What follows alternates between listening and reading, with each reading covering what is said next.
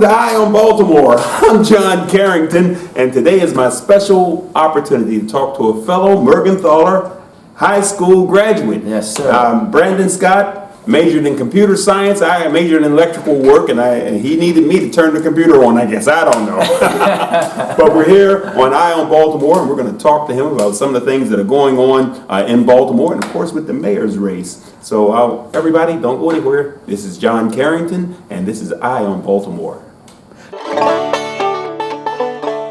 USS Constellation. There's a grand lady in Baltimore who has taken her rightful place as the Inner Harbor's crown jewel in the heart of the Chesapeake Bay. Launched in 1854 as the last all-sail ship designed and built for the United States Navy, Constellation's century of service embraced the ages of sail, steam, gas, diesel, and nuclear power. Imagine that, launched in 1854 and still afloat. Even more exciting, visitors can come aboard Constellation and explore to their heart's content. On board Constellation, history comes alive as visitors touch, feel, and experience what life was like for sailors during the Civil War. Just bring your imagination. Constellation is the second of 3 U.S. Navy vessels to carry the same venerable name. The first, the frigate Constellation, was built right here in Baltimore at Harris Creek and launched in 1797. Known as the Yankee Racehorse, the frigate Constellation was one of the first 6 ships built by the United States Navy. The ship you see here, the sloop of war Constellation, was built at the Gosport Navy Yard in Portsmouth, Virginia, and launched in 1854. A newspaper account from the day of her launch reported that there were 8 pieces of the original frigate Constellation contained within her timbers. The third Constellation was the aircraft carrier CV-64. Launched in 1960, she served until 2003. President Ronald Reagan called her America's flagship. But it's the sloop of war Constellation that's here in Baltimore today, and the Chesapeake Bay has always been central to her story. Throughout her century of service, Constellation served in and out of the Chesapeake Bay. It was kind of like coming home every time she returned to the Chesapeake Bay. She was created here at Gosport Navy Yard. And throughout her career, she came to Annapolis. She spent many years there. She sailed to Philadelphia. She sailed up and down the bay several times. Every time that she returned, it was like a homecoming for her. By this walking through history that they're able to do, and they're able to see the hammocks and see the officer's wardroom and sit in the captain's cabin and have this whole immersive experience that you're never going to get at most types of museums. So this is a really wonderful experience for them, and they have no idea what they're missing out on, and then they come on board and they keep coming back. We fire the cannon, turn the capstan, and ring the bell daily. And we recommend the free self-guided audio tour, which comes in 2 flavors. One perfect for children, the other for adults. Plus, there's the ever-popular Powder Monkey Tour for kids and hands-on adult tours like A Ship as a Machine and Black Sailors in Navy Blue.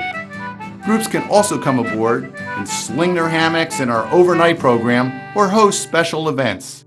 Our crew knows the USS Constellation is an amazing experience, but don't just take our word for it. Here's what recent visitors had to say. It's very kid-friendly, very family-oriented, and the kids will love it, and they'll come out asking questions, which I love. It transports you back. You can almost get the feel that you were actually there, because laying in that hammock, like, oh my goodness. I think it's really interesting because it shows you exactly how they slept and how they ate and how they went through life. Hey, welcome back to On Baltimore. My special guest today is Brandon Scott, president of the Baltimore City Council. Who's in Baltimore City when I was a student. And we have this decision, the Curb Commission facing the state and the city. It's the most important policy decision facing us in a generation, because it's not just about the money, which is critically important. We know that city schools have been underfunded by the state by $300 million a year for the last 10 years, right? That's unacceptable in the wealthiest state, in the wealthiest country in the history of the world. But also it's about reforming our education, making sure that the education that the young people receive is leading them to a career today, much like the one you and I got at Merville. Hey, right. Making sure that the CTE education matches what's there today. And also it's about, for mayor, owning education. Right. I was in 7th grade when the school system switched and was given away to the state, right? And since that point, the mayor has never truly owned education. The school system, because it's not technically a city agency, has been looked at as its own thing. They might not be a city agency. They might not directly report to the mayor. But those children are residents of Baltimore. Those buildings are owned by the mayor and city council, and the communities that they're in are Baltimore City communities. This is about building Baltimore City communities and families to be better, and we know the city has to do more, starting with spending more of the city's budget on education. All right. Then, of course, after they go to school, they have free time on their hands. That's recreation. What can we do to improve the fun opportunities, the fun educational opportunities for our young people? Yeah, we have to expand that. Listen, I'm a rec and parks kid. I started going to rec centers when I was like 5 years old at Tawanda Rec and Park Heights and J.D. Gross Rec and Park Heights and C.C. Jackson Rec and Park Heights. That's why I'm here. Those opportunities. I ran track at Merville, right? But the first time I wore blue and gold was at Tawanda Rec Center running for the Blazers track club. So I never changed my colors. All right. But we know that we have to offer more. The thing that I'm most proud of as council president, in my short time as council president, when the mayor was presenting his budget to us last summer, I said, we are not moving this budget until you guys agree to open rec centers back up on Saturdays. Something that had not happened in Baltimore since the 70s. Meaning, when I was born, rec centers in 1984 would never open on the weekends. That's unacceptable. But it's also doing the tough work of what we've been doing with the schools too. Renovating, building new, expanding, making sure that we have a 21st century recreation and parks department, using our parks and other places as outdoor recreation centers, building up partnerships and programming. We have a great plan from the Recreation and Parks Department, Rec 2025. We will own that, push that, and make sure that we have the best recreation and parks department across the country. My goodness.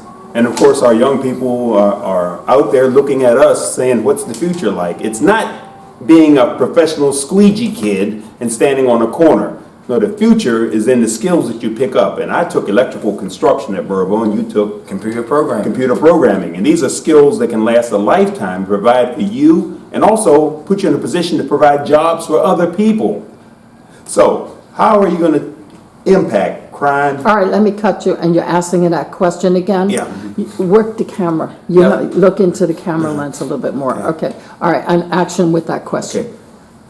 How will education and recreation impact crime and grime? Yeah, listen, it's all connected, right? We have to understand that while we know that we have to have a functioning police department that's constitutional, that's not violating people's rights, that are focused on every day, in my administration, what the police will be focused on is removing violent repeat offenders, people who shoot, kill, and rob people from neighborhoods, focusing in on the flow of illegal guns into Baltimore City. We will do that, and we will do that every day with a vengeance. But we cannot make the mistakes that the mayors in the past have made. We cannot ignore the fact that we have to also build better communities and better people, right? Because when you invest in people's education and they're able to get a job right after high school, right? Because, listen, Mervo is the most applied to high school in the city. Not City, not Poly, not Western. Because what are the young people telling us? They want to work and provide for them and their families. What we are going to do to impact that at every level is, first and foremost, make those connections. When you and I graduated from Mervo, we could go off to some company because there was some partnership for us to work immediately. We're going to rebuild those for every school. There has to be a pathway for every young person, knowing, even open the city up to those pathways. For example, you know that we have people that do plumbing, HVAC, bricklaying, masonry, all of that stuff. In the Department of Public Works in the city of Baltimore. In the city of Baltimore. We have 45% of those employees that do that kind of work for DPW can retire today. That's right. Who better to replace them with the young people from Baltimore? Baltimore. We also would do tough work like this. We know that some of our neighborhoods, Sandtown, Winchester, for example, has the highest percentage of people in prison, right? We have an Office of Employment Development in the city.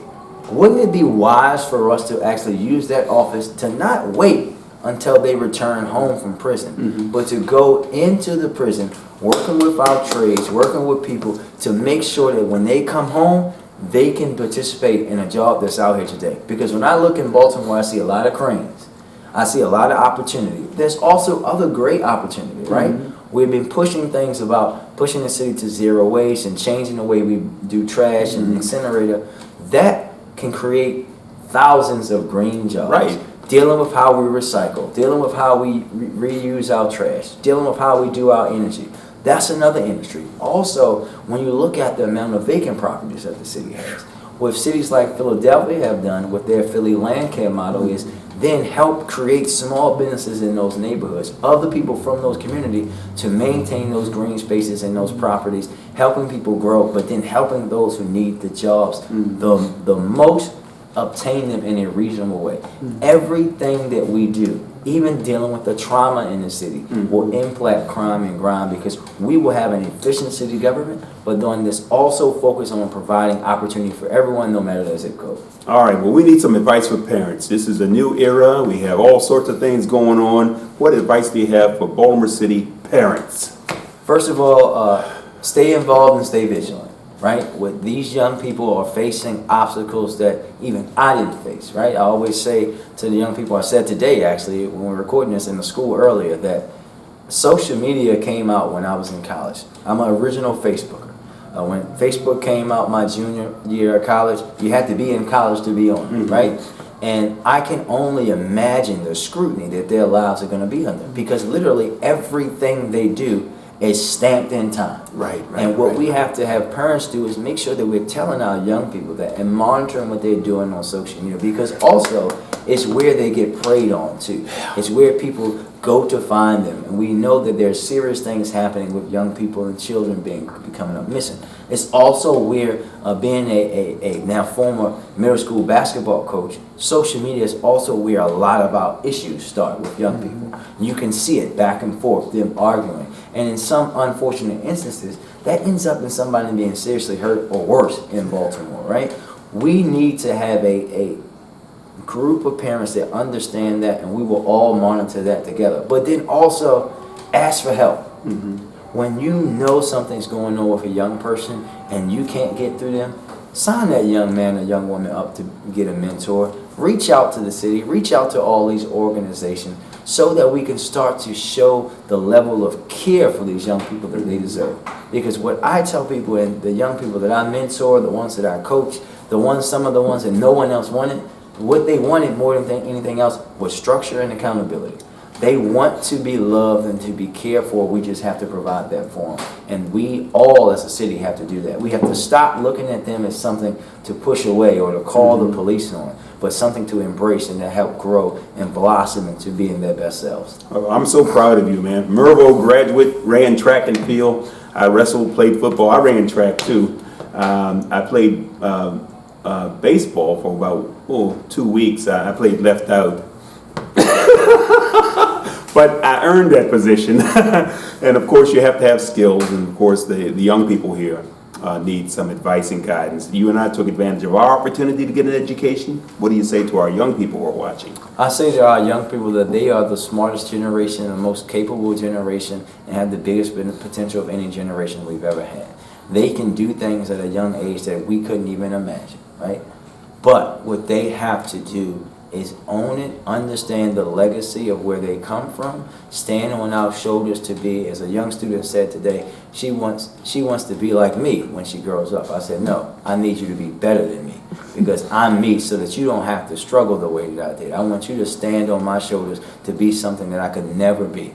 That's what I want them to realize, that the future is literally in their hands. The power is in their hands, not just when they become adults, but right now, because when you look at the history of the world, especially this country, from the civil rights movement on down to the gun movement now, anti-gun violence movement now, young people have been the driving force once they recognize their true potential and their true purpose.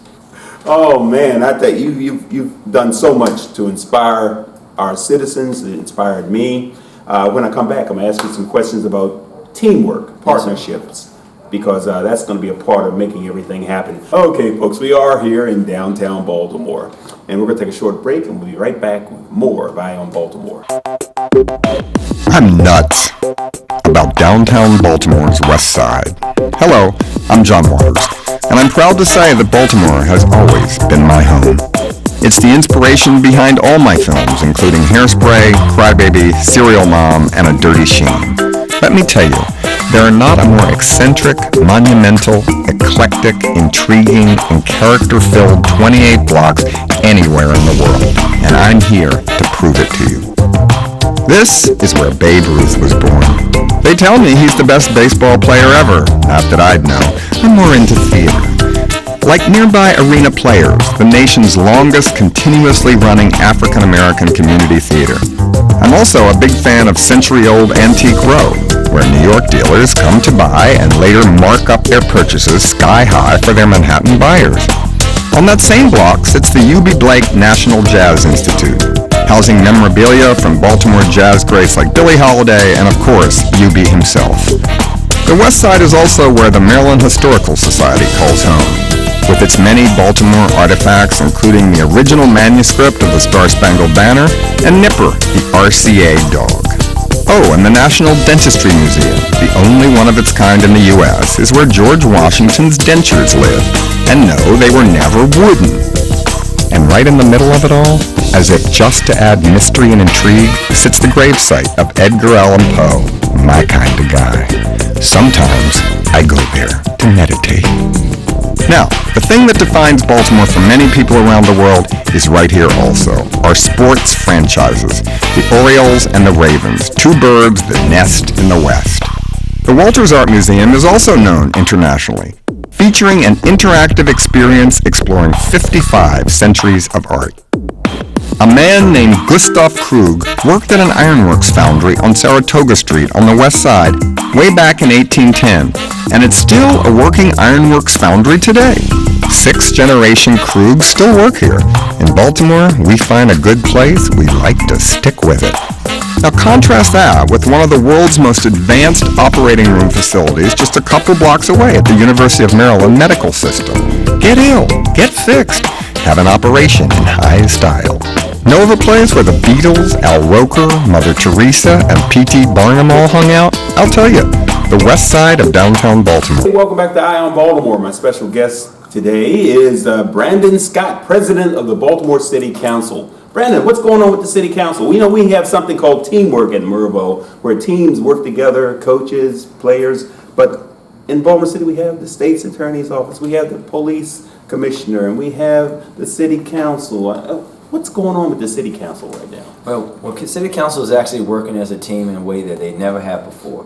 Since I became president in May, we've been very focused on not being just what the president wants, not just what the council wants, but actual deep change for the citizens of Baltimore. And we know all the stuff that happened prior to me becoming president with Healthy Holly and former Mayor Pugh and all those things. And what we've been focused on is actually closing those loopholes and making sure that people that are being public service have to have the highest ethical standard and removing the ability and opportunity for them to be corrupt. So, since my short time of becoming president in May, we've closed the Healthy Holly loophole, changed who had to file for ethics filings in Baltimore City. As we have another horn, we are in downtown Baltimore. Yeah, we're downtown Baltimore. That's what that very horn live is. and active today. Change who had to file the ethics forms in Baltimore City. We've also voted to move the Board of Ethics from underneath the Department of Legislative Records to be under the Inspector General. And I have a piece of legislation pending right now that would change the way elected officials and staff members have to deal with reporting gifts. We are trying to build a better Baltimore City government for the future. I created a separate equity and structure committee because we know the history of Baltimore being one of the most racial and equitable cities in the country, the birthplace of housing redlining legislation, and we know we're going to start to undo that via my equity assessment program that will now force the city to do everything it does through a lens of racial, gender, and economic equity. But also it's about the structure of city government. City government structure has not changed much since you graduated from Mervo. That's right, that's right. 1968, folks. The world has changed a lot since 1968 or 74 in this case. And we know that the city needs to do the same thing. So We're discussing a lot of charter amendments that the voters will have to discuss and vote on in November. We have been able to have the committee go out on a road show, changing the structure of city government, making it more balanced, making it more open to the citizens. For example, we know that the Board of Estimates is where most of the city contracts go through. Right now, as the president of the council, I'm the chair of the board pushes through $500 million in contracts a year. Now, what if I were to tell you that I'm the president of the board, chair of the board, the president of city council, it's also the mayor on the board and the comptroller? That would be great.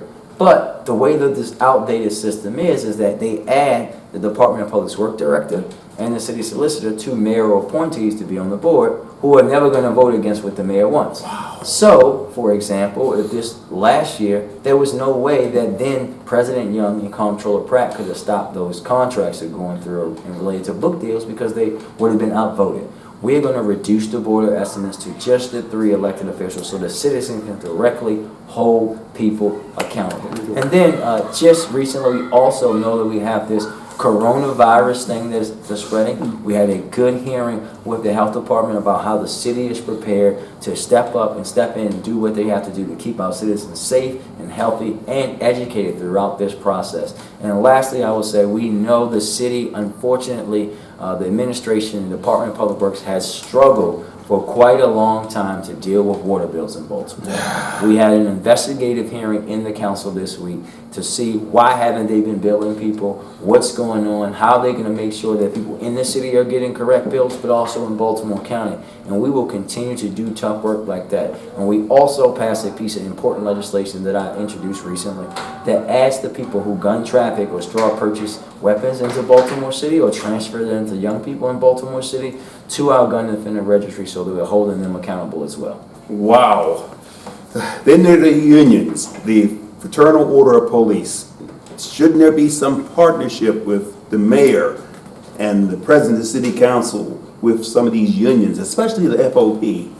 Yeah, listen, as a former union member myself, working at UFCW Local 27 when I worked at the Giant in Park Heights on Reisterstown Road, and being the son of a union worker who still works there and a grandson of a former UAW worker who worked at the General Motors plant here, union jobs and opportunity created the opportunity for me to be here. I'm always going to work well with our friends from labor. I'm blessed to have the support of them in my campaign for so many of them, but it's also about accountability. Yes, you're right. There should be a relationship between FOP, the mayor, the police commissioner, etc.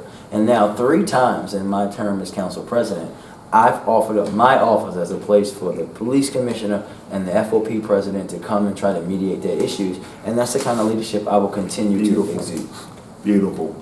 All right, and again, give us the message why you should be raised up a level in your leadership for Baltimore City. This is not about Brandon Scott. This is about Baltimore. This is the most important election in Baltimore's history because it's not about just who the next mayor will be. It's about what kind of mayor they will be, what they will stand for, and what they're willing to do to improve Baltimore. Will we have a mayor that's tied to the hip of a status quo that got us to this point that we're in today, or will we elect a leader of a new generation that can bring transformation and generational change leadership to Baltimore, that will be willing to build a better city government for everyone, making it professional, making it equitable, making it accountable and transparent, but also someone that's willing to do something that elected officials have been afraid to do for far too long. We need a mayor who's unafraid to be unelected because they did the right thing over the popular one, and that's me. That's the kind of leadership I want to exude. That's a new way forward for Baltimore, and that's why I should be elevated to be the next mayor of Baltimore City. Okay. All right, right now we're going to take a break, and we'll be right back with